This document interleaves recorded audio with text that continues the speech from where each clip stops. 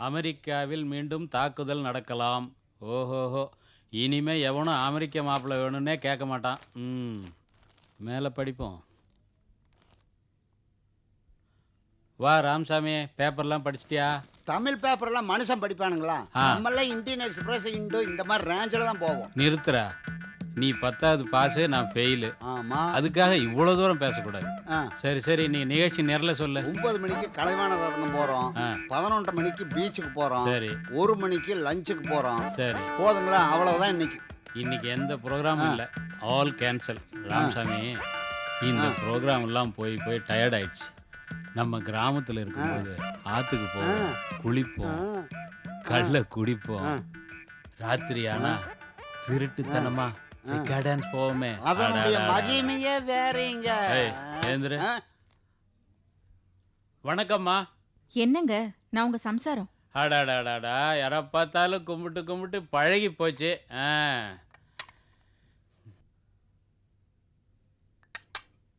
எங்க ஆட்சியில சக்கரை விலை குறைஞ்சது வாஸ்தவம் தான். அதுக்காக நீ இவ்வளவு போடணுமா? ஏங்க, ஏதோ ஒரு நாள் சக்கரை போட்டுட்டேன், அதுக்குன்னு தினமுமா சக்கரை ஜாஸ்தி போடுவேன்? உங்களுக்கு சுகர் கம்ப்ளைண்ட் இருக்குன்னு எனக்கு தெரியாதா? ஏனுங்க, சர்க்கரைங்கிறது ஒரு பேசணுங்க இப்போ. அப்படிங்களா? அப்ப இன்னும் கொஞ்சம் நிறைய போட சொல்லுங்க. போடுங்க. என்னங்க, கல்யாண விஷயத்தை பத்தி சம்பந்தி கிட்ட பேசிட்டீங்களா? என்னாச்சு? எந்த சம்பந்தி? எந்த கல்யாணம்? சுந்தரேசன் பையனுக்கு உங்க பொண்ணை கொடுக்குறேன்னு சொன்னீங்களா, அதை பத்தி அம்மா ஞாபகப்படுத்துறாங்க. நீ என்ன அவளுக்கு லவுட் ஸ்பீக்கரா? அந்த சுந்தரேசனை பத்தி வெளியே நல்ல பேர் இல்ல, அதனால தாங்க சொல்றேன். உனக்கு சொன்னா புரியாது, உக்கார். உலக நடப்பு தெரியாமலே இருக்கிய. இப்போ நல்லவனுக்கு இந்த காலத்துல எங்க மதிப்பு இருக்கு? உன் ஆம்படியா நல்லவங்கிறதுக்காக 4 பேர் வந்து பாக்குறான். மந்திரிங்கிறதுனால 100 பேர் வரான். மந்திரியா இருக்கும்போதே பொண்ணு கல்யாணத்தை முடிச்சாதான். அது மட்டும் இல்ல, சுந்தரேசன் யார் தெரியும்ல? நான் வார்டு கவுன்சிலரா இருந்து இப்ப எம்எல்ஏ ஆகி மந்திரி ஆயிருக்கிறேன்னா அவன் கொடுத்த பைனான்ஸ் தான். அவன் மட்டும் நமக்கு பணம் கொடுக்கலன்னா இந்த வாழ்க்கையே கிடையாது. மாப்பிள்ளை பத்தி ஏதாவது குறை இருந்தா சொல்லு, சுந்தரேசனை பத்தி பேசக்கூடாது. புரிஞ்சுதா? நீங்களே மாப்பிள்ளைன்னு சொன்ன பிறகு நான் ஏதாவது சொன்னா கேட்கவா போறீங்க? உனக்கு எப்படிதான் புரிய வைக்கிறது? சுந்தரேசனை சாதாரண ஆளா? பெரிய பணக்காரன், எல்லா கிளப்லயும் மெம்பரு, ஃபேக்டரி ஓனரு. அவன் பையனுக்கு நம்ம பொண்ணை கொடுத்தாதான் நமக்கு கௌரவம். அப்பதான் 4 பேர் வருவான். நீ நினைக்கிற மாதிரி உன் அண்ணன் பையனுக்கு கொடுத்தா இவன் கூட நம்ம கல்யாணத்துக்கு வரமாட்டான். சொல்றது தெரிஞ்சுதா? இனிமே உன் கவனம் பூரா எங்க பட்டு புடவை வாங்கலாம், எங்க நகை வாங்கலாம், இது மட்டும்தான் இருக்கணும். புரிஞ்சுதா? இனிமே இதை பத்தி பேசாத, கப்பை எடுத்துட்டு போ. டேய், இன்னைய தேதியில மெட்ராஸ்லயே பெரிய கல்யாண மண்டபம், மார்க்கெட்ல இருக்கிற மியூசிக் டைரக்டரு, நல்லா சமைக்கிற கேட்ரிங், இதெல்லாம் ஏற்பாடு பண்ணிட்டு இன்விடேஷன் மாடல் ஒரு 50-60 எடுத்துட்டு வா.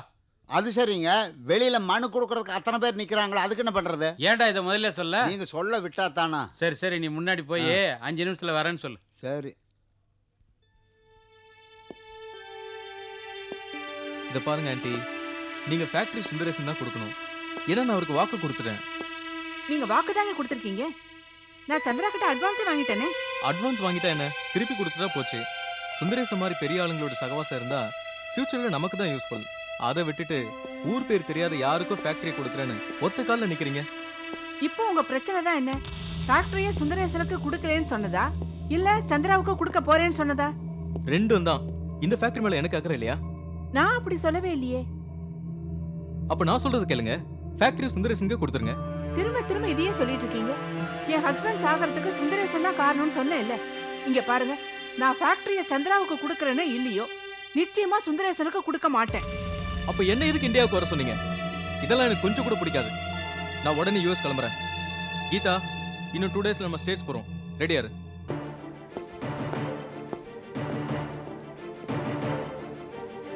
என்னம்மா இவர் இப்படி சொல்லிட்டு போறாரு? அவரை விடுங்கம்மா. அவர் என்ன புதுசாவா பண்றாரு? அவரை பத்தி தான் நமக்கு தெரியும்ல. நீங்க அவர் பேசுறது ஒண்ணு மனசுல வச்சுக்காதீங்க. ஃபேக்டரி வித்து பணம் உங்க கைக்கு வந்ததும் தானா மனசு மாறிடுவாரு.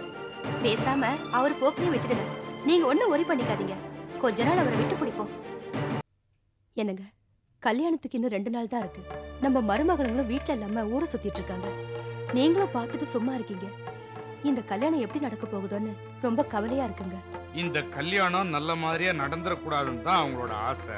அதை முதல்ல இருந்தே எப்படியோ தடுத்து பார்த்தாங்க. இப்ப முடிகிற நிலைமைக்கு வந்துருச்சு. இப்ப அவங்கவுங்க முறுக்கிட்டு நிக்கிறாங்க.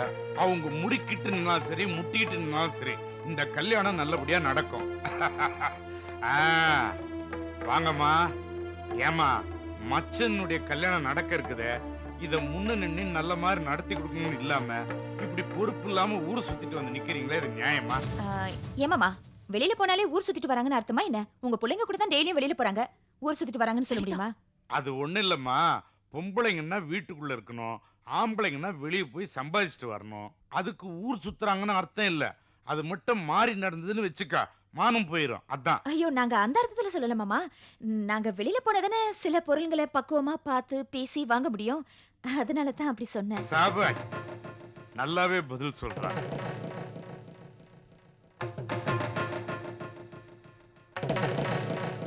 அம்மாடி, இந்த வீட்ல என்னை எதிர்த்து யாரும் பேசுறது இல்ல.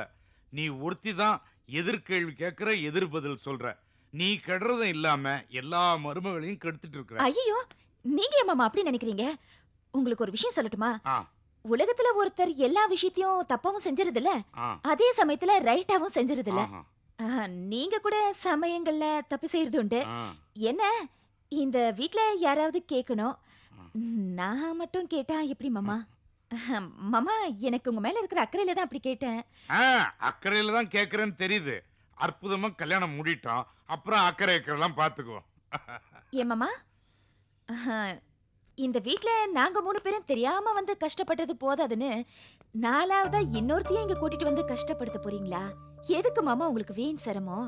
இல்ல மாடி, 3 மருமகளை வச்சு முன்னேற்றமா குடும்பம் நடத்திட்டேன்.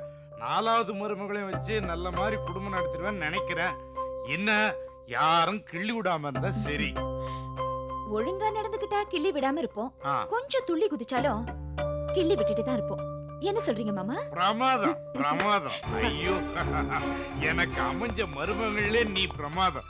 எப்படி டான் டான் பேசுற பாத்தியா? நீ இத்தனை வருஷம் சர்வீஸ் போட்டிருக்க, என்னைக்காவது இப்படி பேசியிருக்கிறியா? கவலைப்படாத, கல்யாணம் முடிட்டோம், அது வரைக்கும் நான் அடக்கி வாசிப்போம், அப்புறம் நாம வாசிச்சுக்கோம்.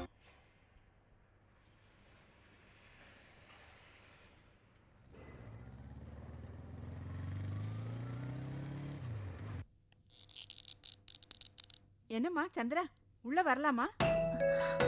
வாங்க மேடம். நீங்க போய் இந்த மாதிரி கேட்கலாமா? இல்லம்மா, இது உன்னோட ரூம் ஆச்சே, உன் பர்மிஷன் இல்லாம வரலாமா? உட்காருங்க. சந்திரா, எனக்கு நீ ஒரே ஒரு உதவி பண்ணுவியாமா?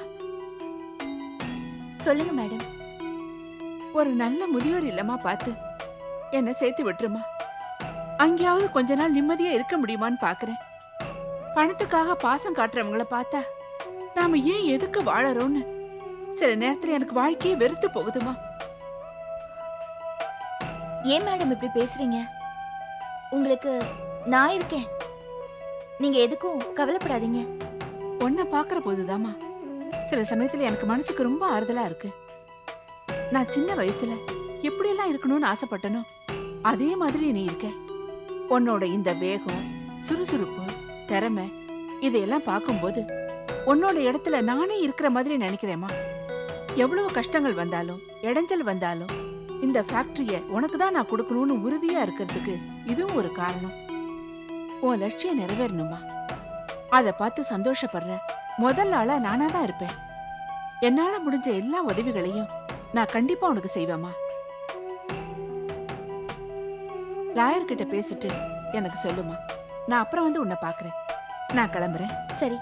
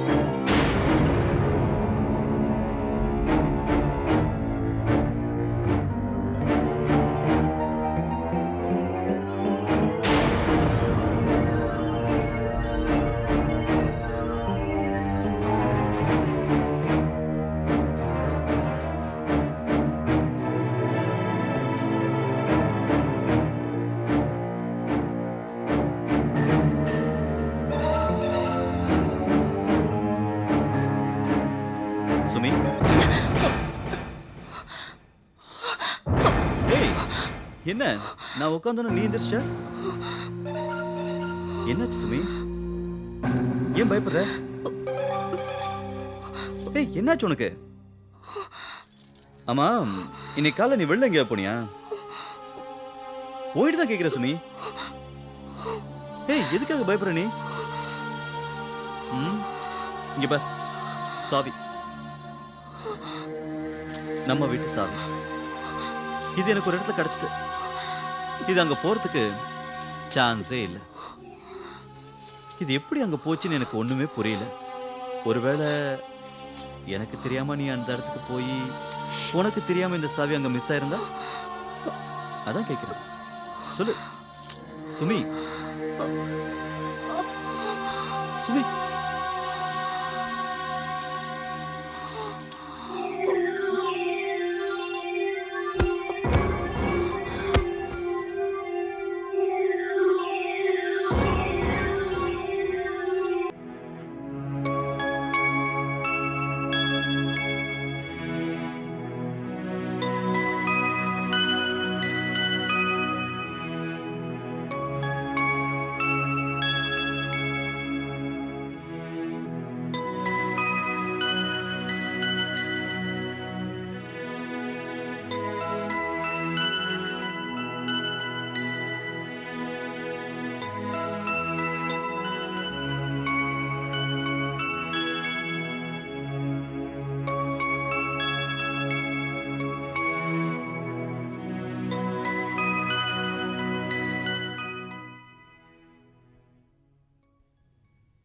பயப்படுற மாதிரி எதுவும் இல்லைங்க. இவங்க கர்ப்பமா இருக்காங்க.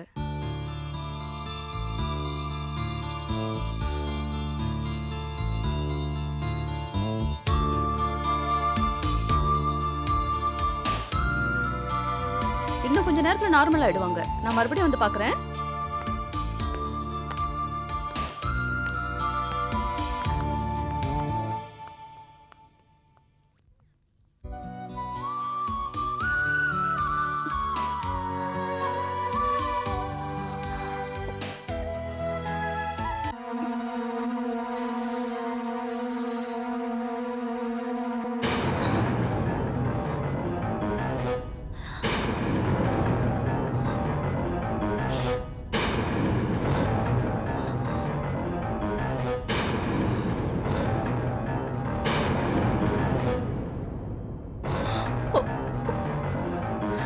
சுமி, என்னம்மா?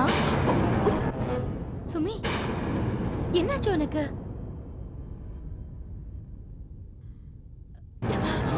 என்னம்மா சுமி, என்னம்மா என்னாச்சு சுமி, சொல்லுமா? என்னமாச்சு? என்னடா சுமி, சொல்லு என்னடா? சொல்லு. என்னடா? பாருமா இங்க பாரு. உனக்கு இதெல்லாம்? என்னம்மா சுமி, என்னாச்சு தெரியல இவளுக்கு. ஏன் இப்படிலாம் பண்ற? என்ன மாப்ள தெரியல மாமா. என்னதுமா? சுமி, சுமி, சுமி, சுமி, சுமி, என்னம்மா? சுமி, சுமி, சுமி. சுமி,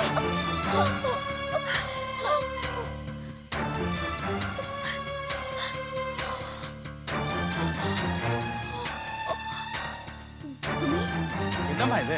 நம்ம சந்திரனாம்மா. இங்க பாரு சுமி. சுமி என்ன? தெரியல. ஏய் சுமி இங்க பாரு சுமி. ஐயோ, டாக்டர் கூப்பிடுங்க. எனக்கு கொஞ்சம் கீழே இறக்கி படுக்க வைக்கலாம். படிங்க. என்னம்மா என்னாச்சு? டாக்டர் திடீர்னு மயக்கம் போட்டு விழுந்துட்டா டாக்டர்.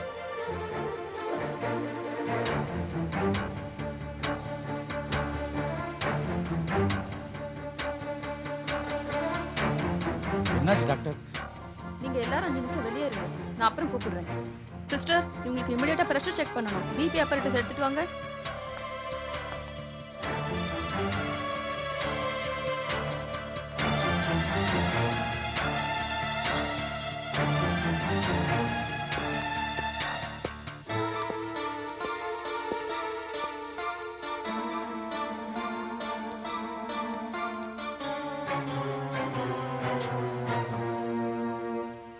அப்பா, சுமி என்ன பார்த்து ஏன்பா பயப்படுறா? அதெல்லாம் ஒண்ணும் இல்லம்மா. உனக்கே தெரியும் இல்லையா, சின்ன குழந்தையிலேருந்தே அவ கரப்பாம்பூச்சியை பார்த்தா கூட பயப்படுவா.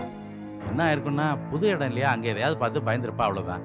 டாக்டர் தான் ட்ரீட்மெண்ட் கொடுக்காங்கல்ல, எல்லாம் சரியாயிடும், பயப்படாத. இல்லப்பா, அவ நடவடிக்கையே ரொம்ப புதுசா இருக்கு. எதுவா இருந்தாலும் படபடன்னு பேசுவா. இப்ப என்ன பார்த்த உடனே பயப்படாளேப்பா, ஏன்பா? ஐயோ அப்படிலாம் ஒன்றும் இல்லைம்மா.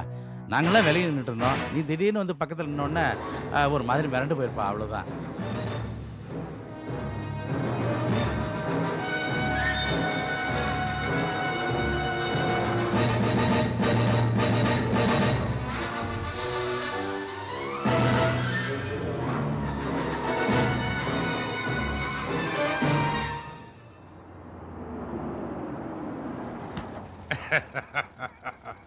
சரியான ஜோக்கு.